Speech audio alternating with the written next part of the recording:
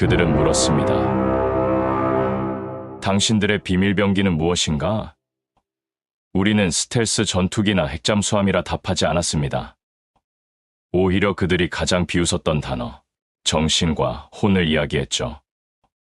북한의 핵미사일이 남쪽을 겨누며 중국의 경제 보복이 숨통을 조여올 때 세계는 마침내 그들이 무너질 것이라 예상했고 월스트리트는 모든 자금을 빼내기 시작했죠. 하지만 역사는 정반대로 흘러갔습니다. 위기를 먹고 자란 호랑이처럼 그들은 더 강력한 힘으로 포효하기 시작했습니다. 전 세계의 지정학적 위협을 오히려 기회로 만들어버리는 나라. 그 나라는 바로 대한민국입니다. 그 놀라운 현장 속으로 들어가 보시죠. 미국에서 날아온 충격적인 이야기. 바로 시작합니다. 그리고 지금 어디에서 시청하고 계신지 댓글로 남겨주세요. 여러분의 이야기도 듣고 싶습니다. 그 전에 잠깐 1초 만에 누를 수 있는 좋아요 버튼을 꾹 눌러주시면 영상 제작에 큰 힘이 됩니다. 그럼 바로 사연 시작하겠습니다. 안녕하세요. 제 이름은 리처드 맥네이입니다. 저는 지난 30년간 브뤼셀의 나토 본부에서 세계 권력의 미세한 균열과 거대한 지각 변동을 가장 먼저 감지하고 분석하여 미래의 흐름을 예측하는 임무를 수행해왔습니다. 제 보고서는 단 하나의 감정도 배제된 차가운 데이터와 냉철한 이성을 기반으로 작성되었기에 사람들은 때로 저를 감정 없는 기계에 비유하기도 했습니다. 그런 제가 얼마 전 제 분석 인생을 통틀어 가장 설명하기 힘든 현상과 마주하기 위해 이곳 대한민국의 심장부로 오게 되었습니다. 이것은 단순한 파견의 개념을 넘어서는 나토의 동북아 전략 전체를 재검토해야 할지도 모르는 중대한 임무였어요. 제가 머무는 곳은 서울 광화문이 내려다보이는 한 건물의 최상층, 외부와는 완벽히 차단된 나토의 임시 지휘 통제실이었습니다. 이 유리상자 속의 고독한 관제탑은 한 나토 특별협정에 의해 제공된 공간으로 특수방음 처리는 물론 브뤼셀 본부와 직접 연결되는 암호화 회선까지 갖춘 그야말로 최첨단의 요새였어요. 하지만 이 방의 고유함과는 달리 제 사방을 둘러싼 거대한 다면 스크린 위로는 이 나라가 처한 위협의 실체가 붉은색의 파고처럼 쉴 새 없이 밀려들고 있었습니다. 저는 그 중에서도 두 가지의 중대한 위험 요인에 집중했는데 하나는 북한이 러시아의 기술 지원을 받은 것으로 추정되는 신형 잠수함 발사 탄도미사일, 즉 SLBM의 시험 발사가 임박했다는 첩보였고 다른 하나는 과거 대한민국 전역을 혼란에 빠뜨렸던 요소수 사태와 유사한 중국의 핵심 산업, 원자재 수출 통제 움직임이었습니다. 군사적 위협과 경제적 위협이 동시에 대한민국의 숨통을 조여오는 그야말로 일촉즉발의 국면이었죠. 제 눈으로 확인하는 모든 데이터와 징후는 한 나라가 온전히 감당하기에는 너무나도 버거워 보이는 지정학적 운명을 가리키고 있었습니다. 그때 브뤼셀 본부와의 정기 화상회의를 요청하는 신호가 들어왔는데요. 화면 너머로 나타난 것은 제 오랜 라이벌이자 프랑스 정보국의 엘리트인 피에르였어요. 그는 특유의 지적 오만함이 묻어나는 냉소를 머금고 저의 안부를 묻는다는 핑계로 그의 진짜 속내를 드러냈습니다.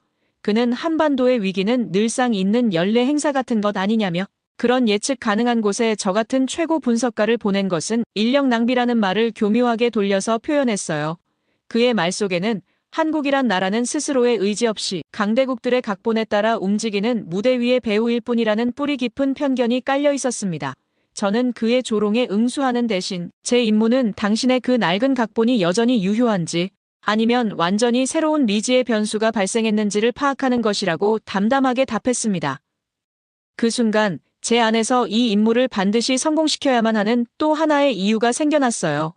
그것은 저의 조국과 나토를 위한 임무를 넘어 제 분석가로서의 명예와 자존심, 그리고 피에르의 저 오만한 편견을 깨부수기 위한 싸움이기도 했습니다. 화상회의가 끝나고 잠시 숨을 돌리던 중 약속된 시간에 맞춰 한국 국방부 소속의 한 관계자가 제 브리핑룸을 찾았습니다. 자신을 이송현이라고 소개한 그는 저와 비슷한 연배에 날카로운 눈빛과 흐트러짐 없는 자세를 지닌 엘리트의 기운이 온몸에서 느껴지는 인물이었습니다. 그는 이번 저의 파견 임무를 지원하고 양국 간의 정보를 조율하기 위해 파견된 공식 연락관이었어요. 이송현 연구원은 제가 앉은 맞은편에서 대형 스크린에 그들이 준비한 브리핑 자료를 띄웠는데 그는 이것이 나토와의 협력을 위해 기밀 사항을 제외하고 재구성한 공식 브리핑 자료라고 정중하게 설명했어요. 브리핑은 지극히 전문적이고 논리적이었습니다. 수천억 원에 달하는 최첨단 무기 도입 계획과 한미연합 작전의 세부 시뮬레이션 데이터가 쉴 새 없이 스크린을 채웠습니다. 모든 정보는 제 예상 범위 안에 있는 합리적인 내용들이었어요. 그런데 브리핑의 가장 마지막 장에서 저는 제 논리 회로를 순간 정지시키는 아주 기묘한 제목을 보고야 말았는데 그 제목은 바로 핵심 비대칭 전력 국민 총력 안보 태세와 정신전력이었습니다. 저는 경악을 금치 못했습니다. 이송현 연구원은 조금 전까지 최첨단 스텔스 전투기와 이지스함에 대해 논하던 그 냉철한 목소리 그대로 이 모든 하드웨어를 움직이는 궁극적인 힘이 바로 정신전력이라는 제 기준에서는 과학이 아닌 신화의 영역에 가까운 단어로 브리핑을 마무리하고 있었기 때문입니다. 저는 이 나라의 국방 시스템이 여전히 냉전 시대의 관성에서 벗어나지 못한 채 첨단 하드웨어와 낡은 소프트웨어가 위태롭게 공존하고 있다는 확신을 굳혔습니다. 그가 하는 말이 결국은 잘 포장된 국가의 선전 구호일 뿐이라고 생각했어요. 그렇게 실망과 냉소가 뒤섞인 감정으로 창밖을 바라보았을 때였습니다. 제 발 아래로 펼쳐진 서울의 거리는 제 모니터 속 위기 상황과는 아무런 상관이 없다는 듯 너무나도 활기차고 평온하게 흘러가고 있었습니다. 저는 보았습니다. 위기 속에서도 무너지지 않는 것이 아니라 마치 위기라는 것을 전혀 인지하지 못하는 것처럼 보이는 사람들의 모습을요. 바로 그 순간 저는 제 머릿속을 때리는 강렬한 의문에 휩싸였습니다. 저들의 저 평온함은 대체 어디에서 오는 것인가? 그것은 위협에 대한 무지인가? 아니면 모든 것을 초월한 체념인가? 혹은 내가 상상조차 하지 못하는 제3의 비밀이 있는 것인가? 이것은 제 분석 모델에 입력되지 않은 설명 불가능한 변수였습니다. 이 거대한 의문의 실체를 파헤쳐야만 했습니다. 그것이 바로 피에르의 낡은 각본을 찢어버리고 이 나라의 진짜 모습을 담아낼 제 보고서의 첫 번째 장이 되어야만 했기 때문입니다. 다음 날 아침, 저는 제 분석의 방향을 완전히 새로 설정했습니다. 어제 제가 목격했던 데이터로는 설명되지 않는 그 기묘한 평온함, 즉 정신이라는 무형의 변수는 일단 논외로 두기로 한 것입니다.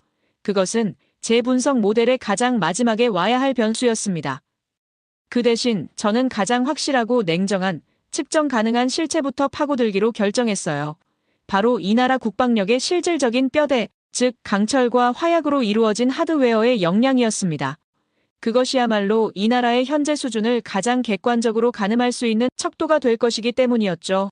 저는 공식 연락관인 이송현 연구원을 통해 한국의 핵심 방위산업체 두 곳의 비공개 기술 데이터와 성능 시연 영상 자료를 요청했어요. 물론 최고 등급의 군사 기밀이 아닌 나토 파트너에게 공개 가능한 수준의 자료를 요구했습니다. 얼마 지나지 않아 제 브리핑룸의 보안 서버로 KAI, 즉 한국항공우주산업과 한화에어로스페이스에서 보낸 대용량의 암호화 파일들이 도착하기 시작했습니다. 저는 가장 먼저 KAI가 보낸 KF-21 전투기의 시뮬레이션 데이터를 열었습니다. 제 가설은 명확했어요. 분명 미국의 F-22 랩터나 F-35 라이트닝의 기술을 일부 이전받아 성능을 하향시킨 열합한 모델일 것이라는 추측이었습니다. 그런데 제 눈앞에 펼쳐진 3차원 스텔스 성능 분석 그래프는 제 가설을 첫 순간부터 무참히 깨부수고 있었습니다. 특정 각도에서 탐지되는 레이더 반사 면적, 즉 RCS 값이 제가 예상했던 수치의 절반에도 미치지 않는 경이로운 수준이었기 때문이에요. 저는 데이터를 재차 검증했습니다. 오류는 없었어요. 더 충격적인 것은 독자적으로 개발했다는 AESA 레이더와 전자전 시스템의 성능이었는데 가상의 적기가 발사한 미사일을 교란하고 적의 레이더망을 완벽하게 기만하는 시뮬레이션 영상은 이것이 단순히 모방을 넘어선 완전히 새로운 차원의 기술임을 증명하고 있었습니다. 저는 혼란스러운 마음을 애써 진정시키며 다음으로 한화에어로스페이스가 보낸 K9 자주포의 성능 테스트 영상을 재생했습니다. 화면 속 K9 자주포는 경이로운 기동성을 보여주며 단 몇 초 만에 사격 위치를 확보하더군요. 그리고는 포신이 각기 다른 각도로 조절되며 연이어 포탄을 발사하기 시작했습니다. 잠시 후 수십 킬로미터 떨어진 표적지에 그 모든 포탄이 마치 하나의 거대한 망치처럼 시간차 없이 동시에 내리꽂혀 거대한 화염을 일으키는 장면에서는 저도 모르게 탄식이 터져나왔어요. 이것은 나토의 최신 자주포들조차 일부만 성공한 지독하게 어려운 동시탄 착사격, 즉 TOT 사격이었습니다. 이어진 영상은 더욱 경악스러웠어요. 영하 40도에 육박하는 노르웨이의 설원에서 하얀 위장색을 띤 K9 자주포가 단 한 번의 기능 고장 없이 얼어붙은 땅을 박차고 포탄을 발사하는 모습이었습니다. 그 어떤 가혹한 환경에서도 완벽한 성능을 보장한다는 기술적 자신감이 모니터 너머로까지 느껴지는 듯 했습니다. 제 머릿속은 더욱 복잡해졌어요. 제가 본 것은 분명 동맹국에게 보여주기 위한 홍보용 자료의 수준을 넘어서고 있었고, 이것은 자신들의 기술력에 대한 확신이 없다면 절대 보여줄 수 없는 날 것 그대로의 데이터였습니다. 이 놀라운 사실을 논리적으로 정리하여 암호화된 메시지로 브뤼셀이 피에르에게 전송했습니다. 제 분석에 대한 그의 반응이 궁금했기 때문이죠. 얼마 지나지 않아 제 스크린의 작은 메신저 창에 그의 짧은 답변이 떠올랐습니다. 그것은 감탄이나 인정이 아닌 지독한 냉소가 담긴 한 문장이었어요. 아주 인상적인 컴퓨터 그래픽이군. 그래서 그게 진짜 실물이라는 증거는 있나? 그 메시지를 보는 순간 제 머릿속의 모든 복잡한 생각들이 하나의 거대한 분노로 바뀌었습니다. 그는 제가 보낸 모든 객관적인 데이터를 그저 잘 만들어진 허구이자 쇼라고 단정해버린 것입니다. 저는 깨달았습니다. 피에르와 같은 뿌리 깊은 편견에 사로잡힌 자들에게 눈앞의 데이터나 영상은 아무런 의미가 없다는 것을요. 그들의 편견을 깨부수기 위해서는 단순히 무엇이 대단한지를 보여주는 것을 넘어 어떻게 이것이 가능했는지 그 누구도 반박할 수 없는 근원을 증명해내야만 했습니다. 제 임무의 방향이 그 순간 완전히 바뀌었어요. 이제 이것은 단순한 위협평가 임무가 아니에요.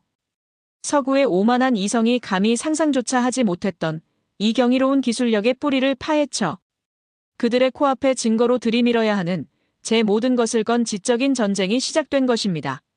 저는 이 나라의 가장 깊은 곳에 숨겨진 비밀을 향해 한 걸음 더 나아가기로 결심했습니다. 피에르의 냉소적인 메시지는 제 분석가로서의 자존심에 불을 지폈어요.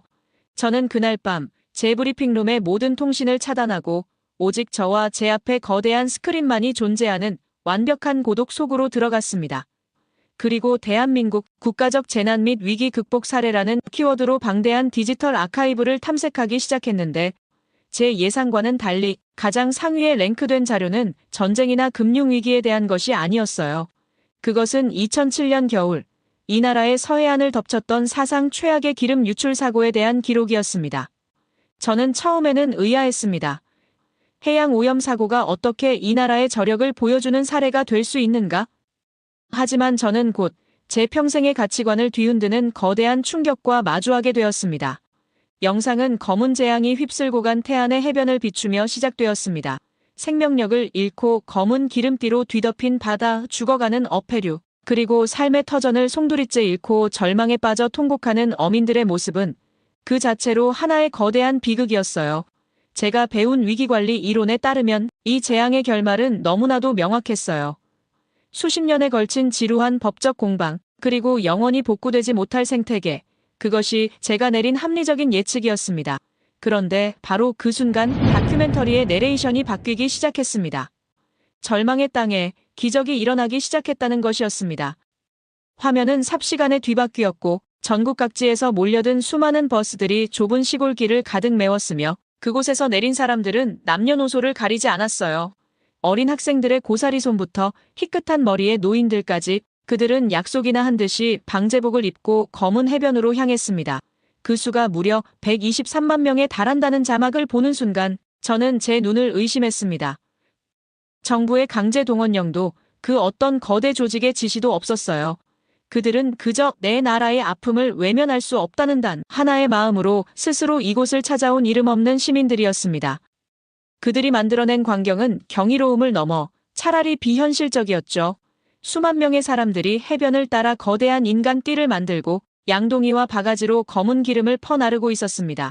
심지어 어떤 이들은 차가운 갯바위에 무릎을 꿇고 앉아 헌옷과 수건으로 바위 틈에 낀 기름때를 한 뼘 한 뼘 닦아내고 있었어요. 이것은 효율이나 논리의 영역이 아니었습니다. 이것은 오직 사람의 의지와 헌신만이 만들어낼 수 있는 위대한 희생의 파노라마였어요. 그 끈질기고 무모한 사투 끝에 불과 10년 만에 검은 바다가 다시 푸른 빛을 되찾았다는 기적 같은 결과를 확인하는 순간 저는 온몸에 흐르는 거대한 전율을 느꼈습니다. 이것이었군요. KF-21 전투기를 만들어낸 그 지독한 집념. 영하 40도의 혹한을 이겨낸 K고 자주포의 그 완벽주의, 그 모든 기술력의 유전자는 바로 저 검은 재앙 앞에서 기꺼이 인간띠를 만들어낸 위대한 공동체의 영혼 속에 숨 쉬고 있었던 것입니다. 뜨거운 심장의 힘을 확인한 제 머릿속은 이제 마지막 남은 질문을 향해 움직이기 시작했어요.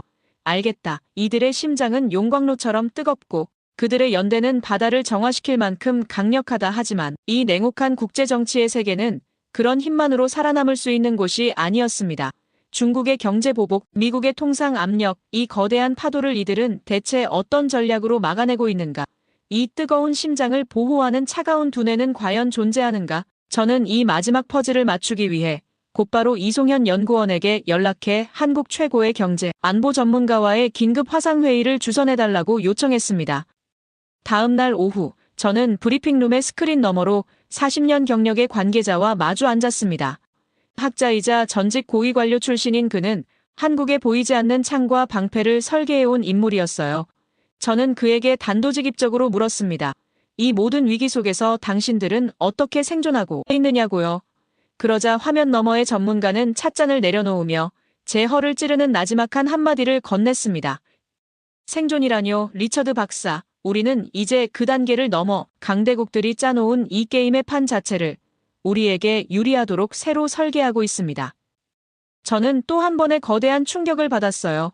설계라는 단어를 사용했기 때문입니다. 그는 이어서 화면에 복잡한 데이터들을 띄우며 설명하기 시작했는데 미국이 관세로 우리를 압박할 때 우리는 그들의 해군 함정조차 우리 없이는 제때 수리할 수 없는 조선업의 독점적 기술력이라는 카드로 대응한다고 했습니다. 중국이 핵심 원자재로 우리를 위협할 때 우리는 그들의 모든 첨단 산업을 멈춰 세울 수 있는 대체 불가능한 메모리 반도체로 방어한다고 했습니다. 그것은 더 이상 약소국의 방어가 아니었어요. 상대의 가장 아픈 약점을 정확히 파고들어 그들이 스스로 물러설 수밖에 없도록 만드는 고도의 전략적 플레이였습니다. 저는 그제야 모든 것을 깨달았습니다. 이 나라는 단순히 뜨거운 심장만 가진 나라가 아니었어요. 그 심장을 지키기 위해 그 누구보다 차갑고 냉철하게 세상을 분석하고 미래를 설계하는 비범한 두뇌까지 함께 가진 나라였던 것입니다. 제 보고서의 내용은 완전히 새로 쓰여야만 했습니다. 제 손끝에서 마지막으로 정리된 보고서는 제가 지난 30년간 작성했던 그 어떤 문서와도 달랐습니다. 그것은 더 이상 건조한 데이터와 현상의 나열이 아니었어요. 그것은 하나의 거대한 서사였고 불가능을 가능으로 만들어 온 한 위대한 민족에 대한 경외감 가득한 관찰 기록이었습니다. 저는 이제 제 분석에 한치의 의심도 없었어요. 남은 것은 이 명백한 진실을 여전히 자신들의 분석적 틀에 대한 지적인 확신으로 가득 찬 브뤼셀의 고위급 관계자들에게 어떻게 납득시키느냐 하는 문제뿐이었죠. 마침내 나토의 고위급 전략위원회와의 최종 화상 브리핑 시간이 되었습니다. 제 앞에 거대한 스크린 위로 유럽 각국을 대표하는 장성들과 정보기관의 수장들이 하나둘 모습을 드러냈는데 특히 제 라이벌인 피에르의 얼굴에는 제 보고서에 담겨 있을지 모를 감상적인 분석들을 논리적으로 반박할 준비를 마쳤다는 듯한 느긋한 자신감마저 감돌고 있었습니다. 사령관의 허락이 떨어지고 저는 자리에서 일어나 스크린을 정면으로 마주했어요. 제 모든 경력과 명예를 건 발표의 시작이었죠. 저는 준비한 첫 문장을 입에 올렸습니다. 위원회 여러분, 제가 지금부터 드릴 보고는 아마 여러분이 가진 모든 기존의 정보와는 그 결이 다를 것입니다. 바로 그 순간이었습니다. 제 말이 채 끝나기도 전에 회의에 참여한 모든 이들의 스크린 귀퉁이에서 약속이나 한 듯이 똑같은 모양의 붉은색 긴급 속보 알림창이 동시에 떠올랐습니다. 로이터 통신이 타전한 전 세계로 송출되는 긴급 뉴스였어요. 모두의 시선이 그 작은 알림창으로 쏠렸습니다. 포브스 2025년 세계에서 가장 강력한 국가 순위 공식 발표. 대한민국 사상 최초로 G7 회원국인 일본과 프랑스를 제치고 세계 6위 등극. 그 문장을 확인하는 순간 화면 너머 회의장에는 물을 끼얹은 듯한 정적이 흘렀습니다. 피에르의 얼굴에서 그가 그토록 확신하던 지적인 우월감이 순식간에 증발하고 창백한 경악만이 남아 있었어요. 저는 바로 이 순간을 놓치지 않았습니다. 마이크를 다시 잡고 침묵에 빠진 그들을 향해 말했어요. 위원 여러분, 지금 보신 이 뉴스는 놀랍지만 이것은 이 나라의 진정한 힘을 설명하지 못합니다. 이것은 결과일 뿐 본질이 아닙니다.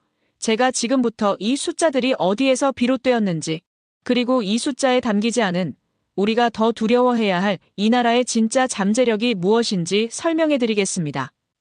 제 설명이 이어지는 동안 화면 속 장성들의 표정은 시시각각 변하고 있었어요. 놀랍지만 지금의 현실이 현실이지만 더욱 엄청난 저력이 있기에 오히려 한국이 어떻게 변할지, 그 미래가 두렵기까지 하다는 제 분석에 그들은 반박할 말을 찾지 못하는 듯 했습니다. 저는 제 보고서의 핵심, 제가 발견한 이 나라 최후의 비밀병기에 대한 분석을 시작했는데, 그것은 바로 현역 군인이 아닌 평범한 일상 속에 숨어있는 수백만의 예비 전력에 대한 것이었습니다. 과거 미군 전략연구소의 윌리엄스 교수가 분석했지만 대부분의 서방 세계가 간과했던 충격적인 보고서의 내용이었죠. 저는 화면 너머의 그들에게 설명했습니다. 한국의 진짜 무서움은 최신의 전투기나 구축함이 아닌 바로 40대에서 60대에 이르는 중장년 남성들에게 있다고 말입니다.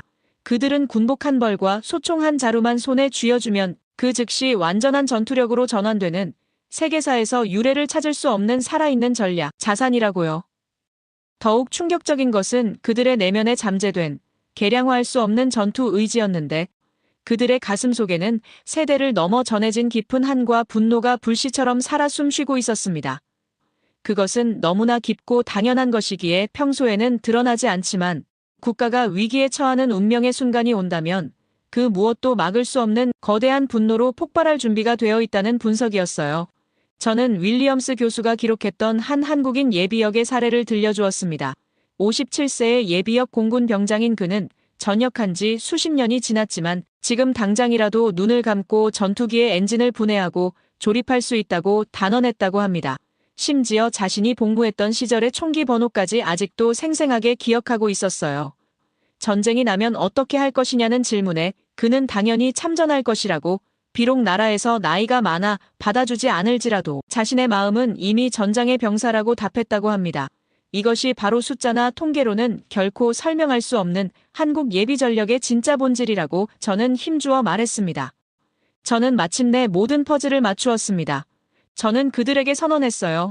서울 한복판에서 단 하루 만에 여단급 전투부대를 소집하고 그들이 즉시 탱크와 자주포를 몰고 전투기를 조종하며 잠수함을 지휘할 수 있는 나라. 평범한 회사원과 자영업자의 모습, 혹은 은퇴한 어르신들이겠지만 그들의 가슴 속에는 언제든 폭발할 수 있는 전쟁의 불씨가 잠들어 있는 나라. 이것이 바로 제가 마주한 대한민국의 진짜 모습이라고요. 제 설명이 끝났을 때 화면 너머 백전노장의 장성들의 얼굴에서 회의주의는 완전히 사라지고 경외감과 함께 일말의 두려움마저 뒤섞인 복잡한 표정이 떠올랐습니다. 몇몇은 조용히 고개를 끄덕였고 피에르조차도 더 이상 반박할 의지를 잃은 채 그저 멍하니 스크린을 응시하고 있었습니다. 저는 마지막으로 제 보고서의 최종 결론을 낭독했어요. 이 나라는 스스로의 힘으로 세계 6위의 반열에 올랐다.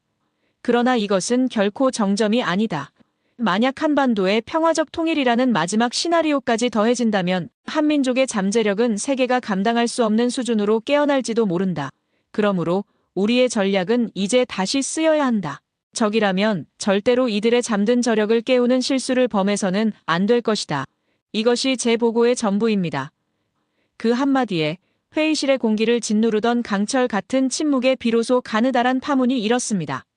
아이비리그와 런던 정경대에서 세계를 숫자로 재단하는 법을 배운 이 시대 최고의 지성들은 그들의 이론으로는 도저히 설명될 수 없는 한국가의 서사 앞에서 그저 넋을 잃고 말았죠. 이윽고 회의 종료를 알리는 비정한 신호음과 함께 제 앞의 모든 스크린이 일제히 심연과 같은 어둠 속으로 사라졌습니다. 순식간에 다시 찾아온 브리핑룸의 완전한 정적 속에서 저는 자리에서 일어나 아주 천천히 창가로 다가갔어요. 제 발 아래 서울이라는 거대한 생명체는 잠들지 않은 채 수백만의 불빛으로 거대한 핏줄을 이루며 도도히 흐르고 있었습니다. 저는 더 이상 저 격렬한 빛의 흐름을 단순한 도시의 야경으로 치부할 수 없었습니다. 저것은 단순한 기적이나 우연의 산물이 아니었어요. 그것은 숫자로 결코 환원될 수 없는 세상에서 가장 불확실한 자산인 다음 세대의 가능성에 한 세대 전체가 자신의 모든 것을 송두리째 걸었던 숭고한 선택이 만들어낸 살아있는 증거였습니다. 귀국행 비행기는 한치 앞도 보이지 않는 어둠을 가르며 브뤼셀을 향해 유영하고 있었어요. 창 너머로 조금 전까지 제 발밑에서 고동치던 불빛의 강이 이제는 인간의 손으로 그려낸 아득한 별자리처럼 멀어지고 있었죠. 제게 부여된 공식적인 임무는 끝났지만 제 머릿속에서는 지난 시간들이 하나의 거대한 교향곡처럼 쉼없이 장엄하게 울려 퍼지고 있었습니다. 저는 노트북을 열어 나토 최고 사령부에 보낼 최종 보고서의 표지를 마지막으로 매만지기 시작했습니다. 수많은 데이터와 통계, 그리고 경이로운 증거들로 가득 찬 이 보고서에 사람들은 아마 피닉스 프로젝트 같은 신화적인 이름을 기대할지도 모릅니다. 하지만 저는 제 두 눈으로 똑똑히 목격했어요. 잿더미는 스스로 날아오를 수 없으며 신화가 현실이 되는 모든 위대한 역사의 중심에는 언제나 이름 모를 사람들의 피와 땀이 있었다는 것을요. 그래서 보고서의 제목은 이렇게 정했습니다. 한계 효용을 초월하는 잠재력에 대한 최종 고찰. 서울에서 발견한 비계량적 동인의 유기체적 연결성을 중심으로 제 보고서는 결국 그 위대한 사람들에 대한 기록이었습니다. 전쟁으로 모든 것이 파괴된 잿더미 위에서도 자식의 교육만큼은 포기할 수 없었던 아버지들. 서슬퍼런 독재의 총칼 앞에서 목숨을 걸고 민주주의라는 광장을 열었던 청년들. 그리고 검은 재앙이 모든 것을 삼켜버린 절망의 바다 앞에서 주저없이 서로의 손을 잡고 인간띠를 만들었던 이름 없는 시민들. 그들은 결코 박물관의 낡은 흑백 사진 속에 존재하는 영웅이 아니었습니다. 제가 서울의 거리 곳곳에서 스쳐 지나갔던 바로 그 평범한 얼굴들이었습니다. 저는 보고서의 가장 마지막 감사의 말을 적는 칸에 오랫동안 머물렀어요. 그리고 떨리는 손으로 이렇게 썼습니다. 이 보고서를 지정학적 운명론을 거부하고 불가능이라 불렸던 조국의 역사를 기적의 서사로 연금술처럼 바꾸어낸 대한민국의 위대한 아버지 세대이자 미래라는 가장 불확실한 가치에 자신의 인생 전부를 기꺼이 투자한 이름 없는 개척자들에게 바친다고요. 당신들의 청춘과 맞바꾼 이 나라의 눈부신 오늘은 그 어떤 최첨단 무기보다 강력한 방패이자 그 어떤 경제 지표보다 위대한 인류사적 성취라고 한 글자 한 글자 힘주어 기록했습니다. 저는 한 사람의 분석가로서 이곳에 왔지만 한 인간으로서 가장 깊은 차원의 경의와 존경을 배우고 돌아갑니다. 이제 숫자가 아닌 그 숫자를 만들어내는 사람의 마음과 영혼을 먼저 읽으려 노력하게 될 것입니다. 제 이야기를 끝까지 들어주셔서 감사합니다. 모두 안녕히 계세요. 오늘의 사연 어떻게 들으셨나요?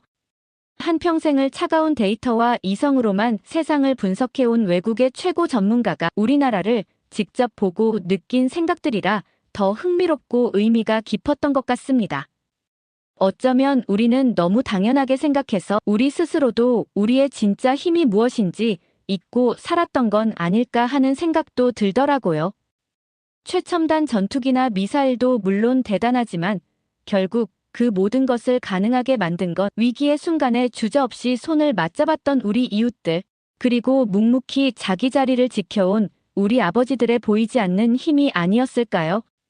한 외국인의 눈에 비친 우리의 저력은 여기까지인데 과연 우리의 진짜 잠재력은 어디까지 뻗어나갈 수 있을까요?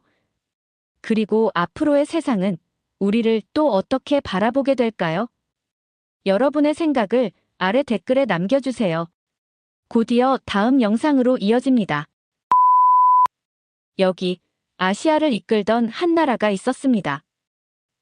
그들의 자부심은 확고했고 내일은 언제나 그들의 것이었죠. 하지만 현실은 모든 것을 뒤바꾸어 놓았는데요. 안주를 선택한 거인과 혁신을 택한 이웃의 이야기. 10년차 베테랑 PD가 직접 마주한 충격적인 현장을 지금 전해드리도록 하겠습니다. 그 전에 잠깐 1초 만에 누를 수 있는 좋아요 버튼을 꾹 눌러주시면 영상 제작에 큰 힘이 됩니다. 그럼 바로 사연 시작하겠습니다. 안녕하세요. 저는 NHK 글로벌 다큐멘터리부 PD 야마모토 리카라고 합니다. 지난 10년간 세계 각국의 경제와 문화를 취재해왔는데 이상하게도 가장 가까운 나라인 한국만큼은 직접 취재해본 적이 없었습니다.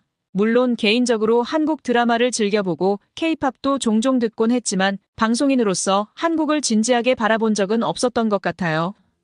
제게 있어 변화의 계기는 지난달 도쿄 시부야에서 있었습니다. 취재 중 우연히 만난 10대 청소년들이 한국의 최신 유행을 이야기하며 눈을 반짝이던 모습이 인상적이었죠. 그들에게 일본 아이돌이나 애니메이션은 더 이상 관심사가 아니었습니다. 대신 BTS의 새 앨범이나 블랙핑크의 공연, 그리고 넷플릭스의 한국 드라마를 열정적으로 이야기했어요. 더욱 놀라웠던 것은 그들이 단순히 한국의 문화만이 아닌 한국의 생활 방식과 시스템에도 깊은 관심을 보였다는 점입니다. 한국은 모든 게 스마트폰으로 해결되는데 우리는 왜 아직도 현금을 들고 다녀야 하나요? 라는 질문은 저에게 큰 충격으로 다가왔어요. 그날 이후 저는 한국의 경제 지표들을 찾아보기 시작했습니다. GDP 성장률, 수출 실적, 문화 콘텐츠 수출액. 모든 지표가 놀라운 성장세를 보이고 있었어요. 특히 1인당 GDP가 일본을 추월할 것이란 전망에 가슴이 철렁했습니다. 이렇게 알게 된 사실들은 더욱 충격적이었는데요. 반도체 시장 점유율 1위, 세계 최초 5G 상용화, 전기차 배터리 기술 세계 1위, 한국 문화 콘텐츠의 폭발적인 성장까지. 한때 이 모든 분야에서 우리 일본이 선두였다는 사실이 무색할 정도였습니다. 인상 깊었던 것은 세계 경제 포럼이 발표한 디지털 경쟁력 순위였어요. 한국은 계속 순위가 상승하는 반면 일본은 하락세를 면치 못하고 있었죠. 우리가 자부심을 가졌던 기술력과 혁신성이 이제는 다른 나라를 부러워해야 하는 상황이 된 것입니다. 우리 일본은 언제부터 이렇게 뒤처지게 된 걸까요? 한때 아시아의 선두주자였던 일본이 이제는 옆 나라의 발전상을 부러워하게 될 줄은 상상도 못했습니다. 지난주 도쿄의 한 카페에서 만난 젊은 직장인의 말이 계속 귓가에 맴돕니다. 일본은 마치 영원히 멈춰버린 것 같아요. 하지만 한국은 계속해서 앞으로 나아가고 있죠. 이 말에 담긴 무거운 현실을 직시해야 할 때가 온 것 같습니다. 결국 저는 한국 특별 취재를 제안했고 팀장님께서도 빠르게 승인해 주었어요. 아마도 저뿐만 아니라 많은 분들이 같은 의문을 가지고 있었던 것 같습니다.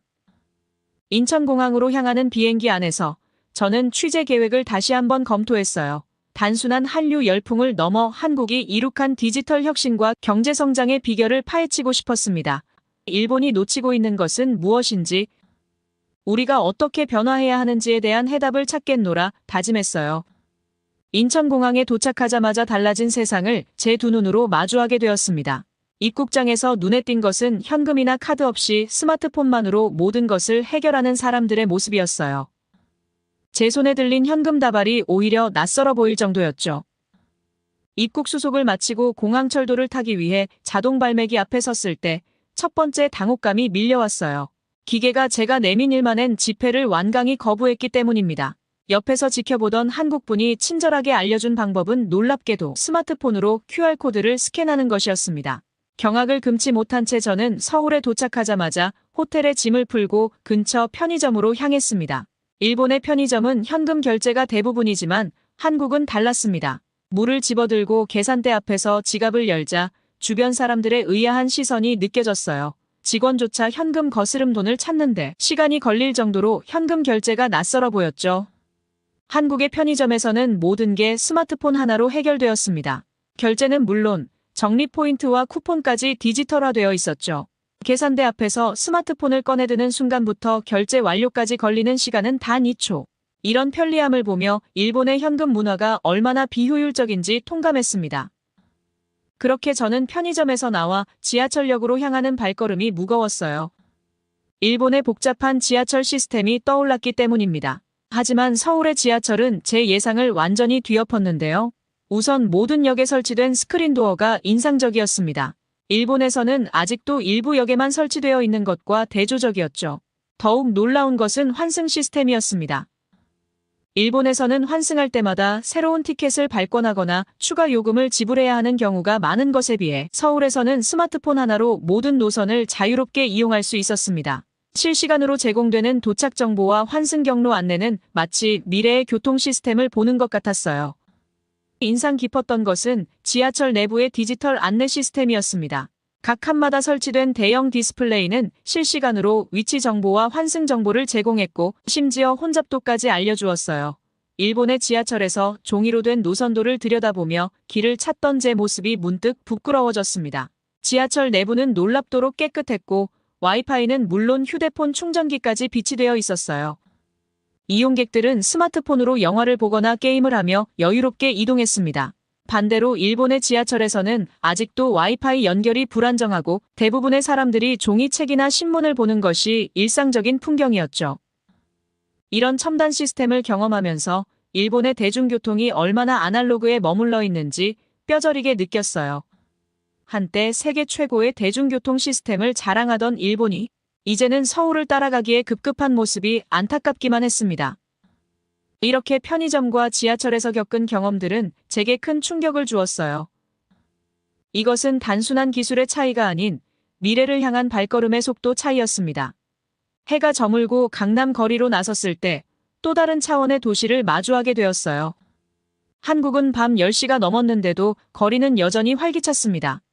24시간 영업하는 식당들, 늦은 시간까지 문을 연 카페들, 그리고 끊임없이 오가는 배달 오토바이들. 일본에서는 상상도 할 수 없는 광경이었습니다. 특히 새벽 3시에도 음식을 주문할 수 있다는 사실에 취재진 모두가 경악을 금치 못했어요. 한밤중에도 불이 꺼지지 않는 도시의 활력은 마치 도쿄의 잃어버린 청춘을 보는 것 같았어요.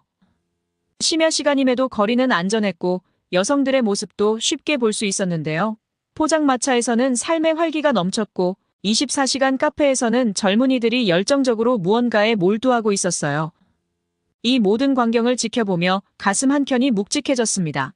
우리 일본은 언제부터 이렇게 뒤처지게 된 걸까요? 한때 아시아의 선두주자였던 일본이 이제는 기본적인 결제 시스템조차 따라가지 못하는 현실이 안타까웠어요. 취재진들과 밤늦게 호텔로 돌아오는 길 모두의 마음이 무거웠습니다. 누군가 우리는 시간이 멈춘 것 같다고 말했고 다른 누군가는 이대로 가다간 영영 따라잡지 못할지도 모른다며 걱정했죠.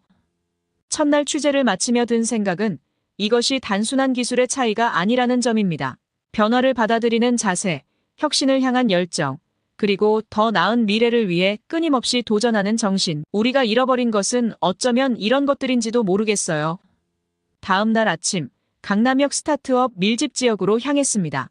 일본의 젊은이들이 대기업만 바라보고 있는 동안 이곳의 청년들은 자신만의 길을 개척하고 있었어요. 강남 테헤란로의 높은 빌딩들은 실리콘밸리를 연상시켰는데 작년 기준으로 이 지역에만 5,000개가 넘는 스타트업이 있다는 통계는 놀라웠습니다. 더욱 충격적인 것은 창업자들의 평균 연령이었는데 한국스타트업진흥원의 자료에 따르면 창업자의 35%가 20대, 45%가 30대 초반이었습니다. 최근 일본 경제산업성의 조사 결과가 떠올랐어요. 일본의 20대 청년 중 창업을 고려하는 비율이 고작 4%에 불과했고 이는 OECD 국가 중 최하위 수준이었습니다. 한편 한국은 20대의 창업 의향이 28%에 달했어요. 이러한 차이는 어디에서 오는 것일까요? 가장 큰 차이점은 실패에 대한 인식이었습니다. 일본에서는 한 번의 실패가 평생의 오점으로 남아요. 취업은 물론 결혼까지 영향을 미치는 현실에서 누가 감히 안정된 길을 벗어나려 하겠습니까? 하지만 한국의 청년들은 달랐어요. 실패를 경험으로 여기는 문화가 형성되어 있었고 재도전을 지원하는 제도적 장치도 탄탄했습니다. 정부 지원 정책의 차이도 컸어요. 한국은 청년 창업가에게 최대 1억 원의 지원금과 함께 사무공간 멘토링까지 제공하고 있었습니다. 그러나 일본의 창업 지원은 복잡한 행정 절차와 보수적인 심사 기준으로 인해 실효성이 떨어졌어요. 기업 문화의 차이도 주목할 만했습니다. 일본의 대기업들은 여전히 종신 고용을 강조하며 안정성을 최우선 가치로 삼고 있었어요. 이런 환경에서 젊은이들은 창업이라는 위험한 도전보다 안전한 취업을 선택할 수밖에 없었습니다.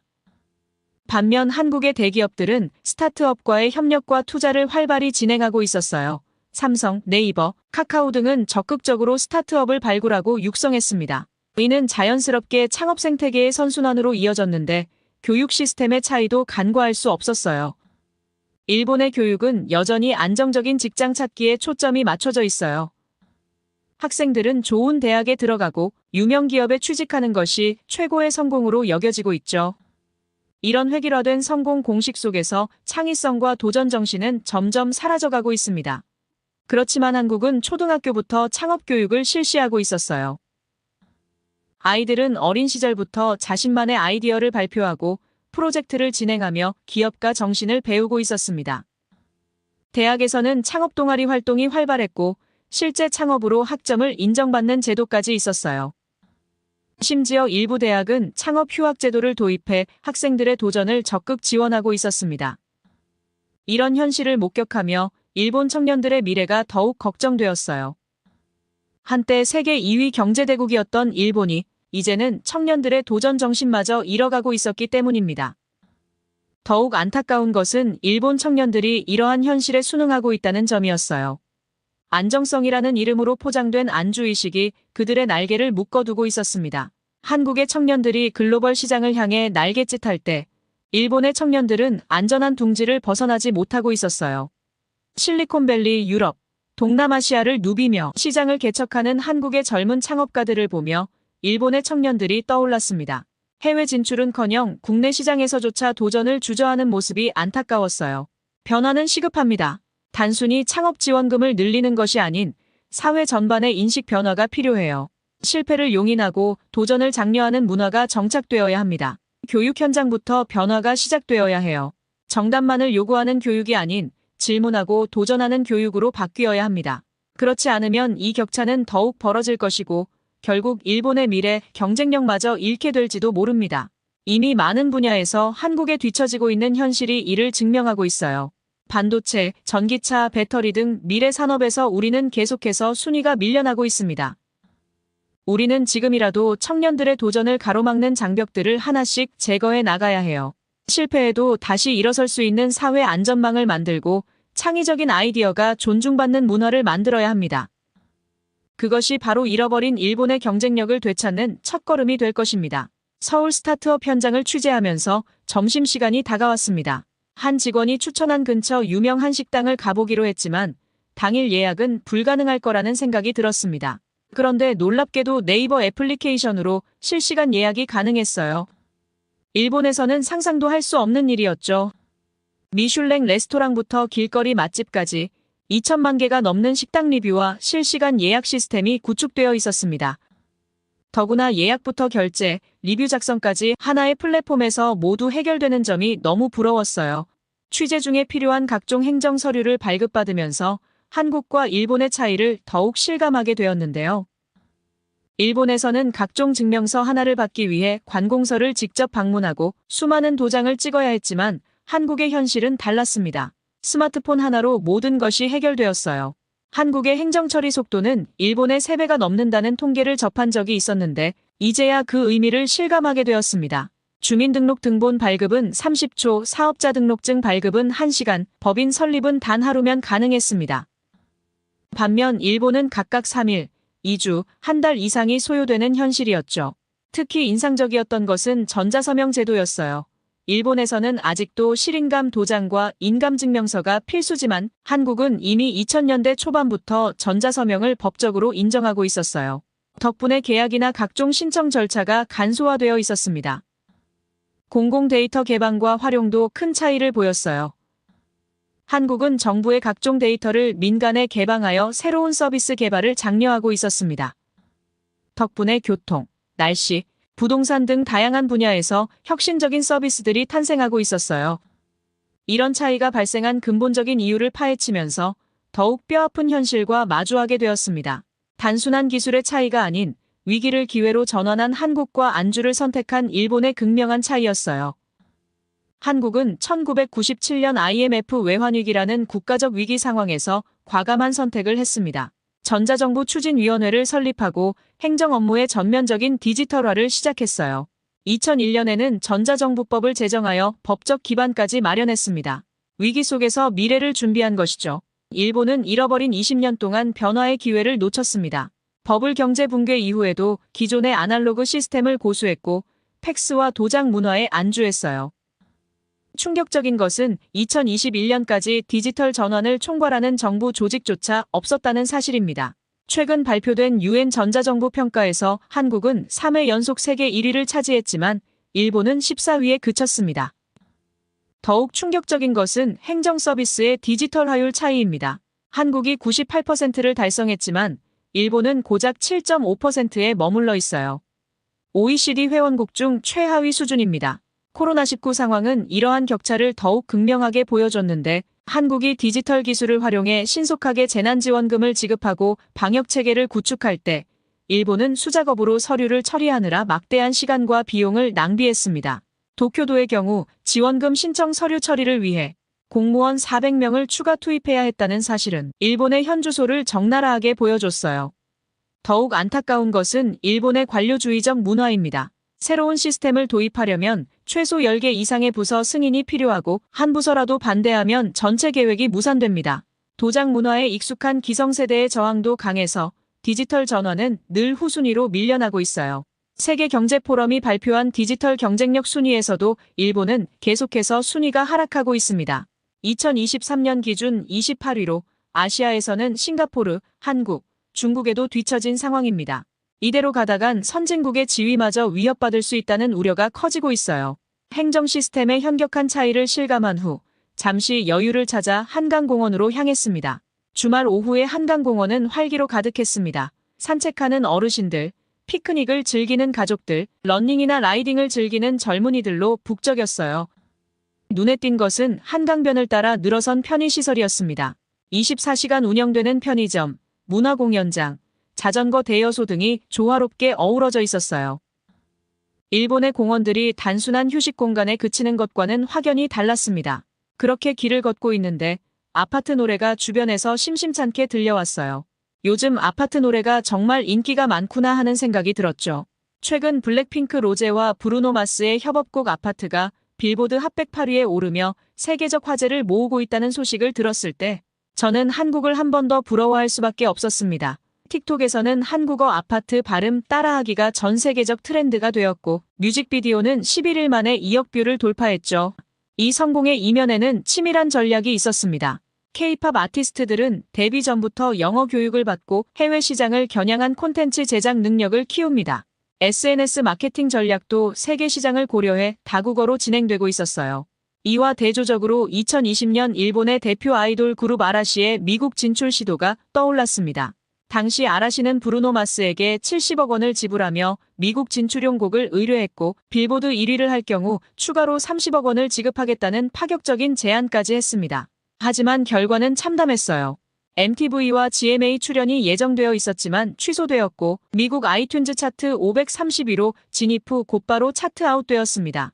브루노 마스는 이후 이 협업에 대해 언급조차 하지 않았고 미국 토크쇼에서 관련 질문을 받았을 때 불편한 기색을 감추지 못했다고 합니다. 이러한 차이는 단순한 우연이 아닙니다. K-팝은 체계적인 트레이닝 시스템과 글로벌 마케팅 전략으로 세계 시장을 공략하지만 일본의 아이돌 산업은 여전히 자국 시장에만 집중하고 있었어요. 실제로 일본 음악 시장의 90% 이상이 자국 음악이며 해외 진출에 대한 관심도 상대적으로 낮은 편입니다. 더욱 놀라운 것은 디지털 전환의 차이였습니다. K-팝 산업은 이미 2010년대 초반부터 유튜브와 SNS를 적극 활용하는데 일본은 여전히 CD 중심의 전통적인 음반 산업에 머물러 있었어요. 2022년 기준 일본 음악 시장에서 CD 판매가 차지하는 비중이 여전히 70%를 넘는다는 사실이 이를 잘 보여줍니다. 한국의 엔터테인먼트 기업들은 글로벌 시장에서 주목받는 성과를 이어가고 있습니다. 하이브는 미국 나스닥에 상장되었고 사우디아라비아의 K-팝 경영대회를 여는 등 세계화 전략을 가속화하고 있어요. 이에 반해 일본의 대형 연예 기획사들은 여전히 국내 시장 중심의 보수적인 경영을 이어가고 있습니다. 이런 현실을 마주하며 가슴 한켠이 무거워졌습니다. 한때 세계 문화를 선도하던 일본이 이제는 한국의 문화 산업을 부러워하는 처지가 된 것이 안타까웠어요. 한국의 문화적 성공을 목격한 후 마지막 취재지로 송도 스마트시티를 찾았는데요. 이곳은 한국이 그리는 미래의 모습을 한눈에 보여주는 곳이었어요. 도시 전체가 하나의 거대한 실험실처럼 느껴졌습니다. 특히 주목할 만한 것은 자율주행 버스 시범 운행 계획이었습니다. 레이더, 라이다, 카메라 등 첨단 센서를 활용해 주변 환경을 실시간으로 분석하는 기술이 눈에 띄었어요. 한국은 이미 도심 지역과 대중교통 밀집 구역에서 시범 운행을 준비하고 있었어요. 이는 교통 체증 해소와 대기오염 감소에도 큰 기여를 할 것으로 기대되고 있습니다. 현대자동차의 수소전기차 실증단지도 방문했는데요. 일본의 도요타가 수소차 개발에 주력하고 있지만 시장 반응은 한국이 앞서고 있었어요. 전기차 분야에서는 현대차가 테슬라에 이어 세계 2위 판매량을 기록하고 있다는 사실이 충격적이었습니다. 일본이 한국을 이길 수 있는 게 이제 무엇이 있을까를 생각하게 되더군요. 더욱 놀라운 것은 스마트시티 통합관제센터였어요. 도로, 교통, 통신, 에너지 등 도시의 모든 인프라가 하나로 통합되어 있었죠. AI가 실시간으로 데이터를 분석하고 도시 전체의 효율을 최적화하고 있었습니다. 일본의 슈퍼시티 구상이 아직 계획 단계에 머물러 있는 것과는 큰 차이였어요. 일주일간의 취재를 마치며 이 모든 경험을 어떻게 일본 시청자들에게 전달할지 고민이 깊어졌습니다. 단순히 한국의 발전상을 보여주는 것을 넘어 일본의 변화가 얼마나 시급한지를 전달해야 했어요. 우리가 놓친 10년의 의미를 시청자들이 제대로 이해할 수 있도록 해야 했습니다. 강조하고 싶은 것은 한국의 성공이 결코 우연이 아니라는 점인데요. IMF 위기 이후 과감한 구조 조정과 디지털 전환, 청년들의 도전 정신, 그리고 정부의 적극적인 지원이 있었기에 가능한 일이었어요. 하지만 일본은 과거의 영광에 안주하며 변화의 시기를 놓쳐버렸죠. 귀국 후 첫 방송에서는 잃어버린 10년, 그리고 다가올 10년이라는 주제로 특집 다큐멘터리를 제작하려 합니다.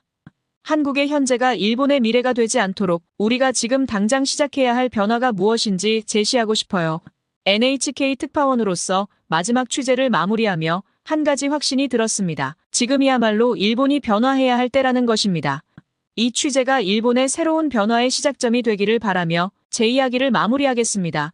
다음 특집에서는 이번 취재를 바탕으로 일본의 미래 전략을 더 깊이 있게 다루도록 하겠습니다. 모두 안녕히 계세요. 오늘의 사연 어떠셨나요? NHK 야마모토 리카 PD가 전한 현장 취재는 많은 것을 생각하게 했습니다. 한때 아시아를 선도하던 일본이 이제는 우리나라의 발전상을 부러워하는 모습이 그만큼 대한민국의 눈부신 성장이 자랑스럽게 느껴지는 시간이었습니다. 여러분의 생각도 아래 댓글로 함께 나눠주세요. 그리고 감동적인 사연을 주변 사람들과 공유하고 함께 이야기 나눠보세요. 1초밖에 걸리지 않는 구독과 좋아요, 알림 설정은 영상 제작에 큰 힘이 됩니다. 지금까지 감동을 담아 여러분께 진심을 전하는 감동담기였습니다. 오늘 하루도 행복한 하루 보내세요.